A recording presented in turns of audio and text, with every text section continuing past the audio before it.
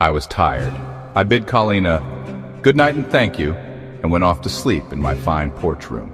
There's a fine swimming hole that you could take Kimio to. I didn't think Colleen had figured me as being in the army, for my hair had grown out from the basic style during the last few weeks of leave.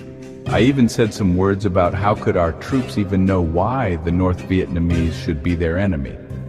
We talked a while. Well, Kimio proved to be a beautiful, bright, and wonderfully warm human being. I was still asleep when she came over the next morning, waking me up slowly by stroking my hair and my chest. At first I thought I was dreaming, and then I remembered that the stars had fallen on me yesterday, out of nowhere again. I got dressed, Kimio still sitting there, and we went over to the all-you-can-eat breakfast at her hotel. We were soon away on the motorcycle, traveling along the oceanside cliff roads through rich Kahala, then passing the snorkeling paradise of Hanauma Bay, and then winding down around the southeast shores, passing the famous body surfing beaches with their massive waves, especially Sandy Beach, and were soon roaring on toward the quiet cove where they had filmed From Here to Eternity, wherein we lunched and swam and walked from one lava pool to the next, soon finding the attraction called the Blowhole, where the crashing waves underneath found their spraying way through a lava tube, splashing out of the hole like a whale blows out water. Then, after watching the waves blast against the rocks, we were off to see the Japanese temple in the Valley of the Palis, which was actually a Buddhist temple. Nearby was a bamboo forest with shoots at least 4 inches thick, and it had many paths leading off to quiet places, with macadamia trees and ponds with swans and tropical fish.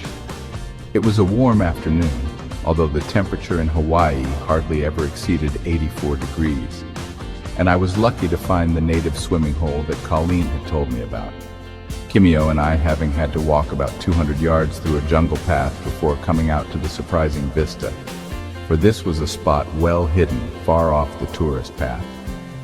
Some very brown-skinned Hawaiians were jumping from the high rocks into the water. Before I knew it, Kimio was diving off the cliff and was dropping about 35 feet into the water at the base of the waterfalls, the deepest part of the water. They do this in Japan. So I flew at once through the air like some kind of Tarzan and splashed down into the cooling depths. I took a picture of it and have it to this day. We took a shortcut, heading back through the Pali Tunnel, stopping at the Pali Lookout to see the place where King Kamehameha had won a decisive battle long ago, by pushing the enemy over the cliffs to fall to their deaths below. I brought Kimio back to her hotel to have some social time with her tour group, promising to meet her in the vacant lifeguard stand later in the evening. It was like you said, well hidden, with the entrance close to the like highway sign.